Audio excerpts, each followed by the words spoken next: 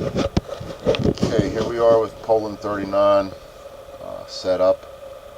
The Polish units are the white ones, and the Germans are the green, and German mechanized units are the black. Then over here we have the Soviets set up. They don't enter until turn 4, I think. Um, the Poles just have some border guard units over here. Um, the units are pretty standard. Attack, defense, and movement factors there along the bottom. That small circle 2 on the left indicates it's a 2-step unit.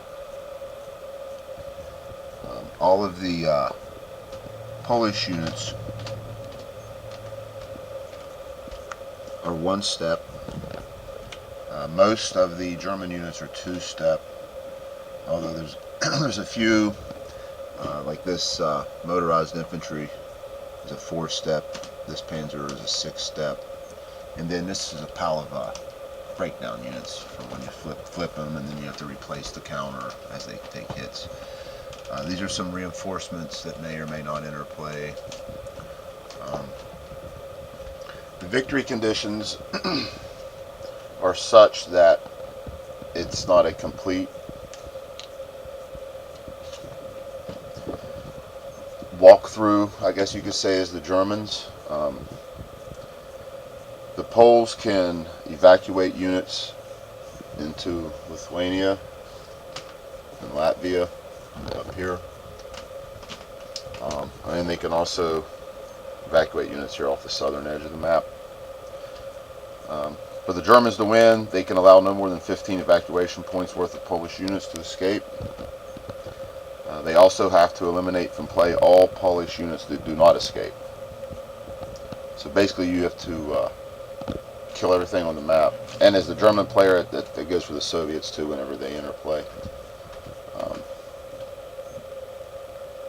But at the same time, the Germans have to keep their casualty points below 15. So you have to wipe out everything, prevent so many points worth from evacuating, and at the same time keep your casualties low. And it's not as easy as it sounds.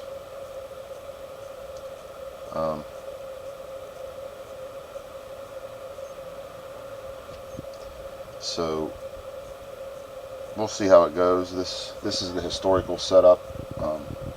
There's a couple more alternative scenarios in here. I've briefly touched on them before. There's the historical scenario with free deployment.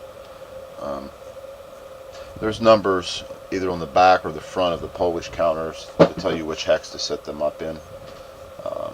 The free setup allows you to set the Polish units up however you want inside Poland. Same thing goes with the Germans, I believe. You can set them up however you wish. But the units that start in East Prussia still have to be set up there in East Prussia.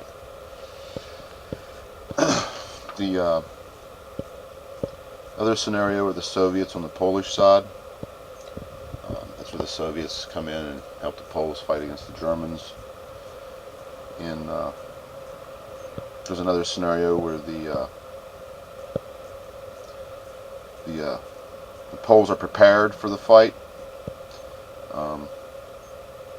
They actually have a few extra counters that aren't in the historical setup, and then some of these, this may be one here, yeah, see, some of these are back printed red on white or white on red.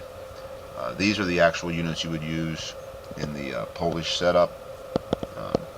These units were not completely mobilized during the historical scenario, that's why they're 115s, but in the Pole scenario they start fully mobilized at 345. But we're just going to be playing the historical scenario.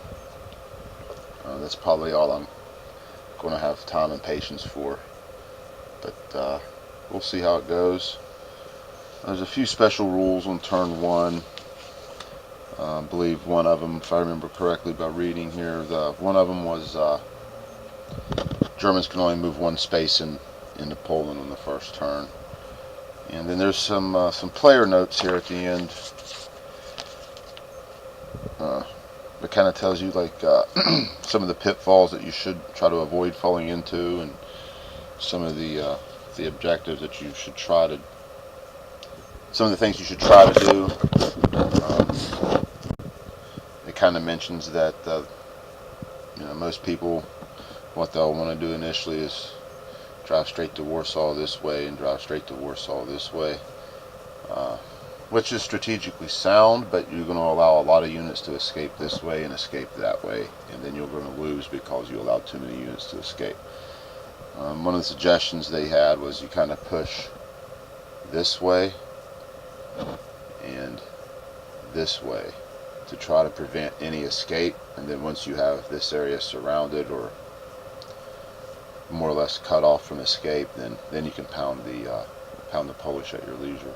But you still have to keep in mind, as the Germans, you can only take so many casualty points. I think it's 15.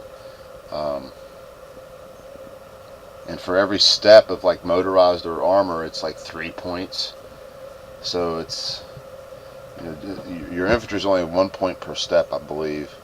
But man, it probably won't take long to rack up 15 points worth of casualties. But we'll see. We'll see how it goes.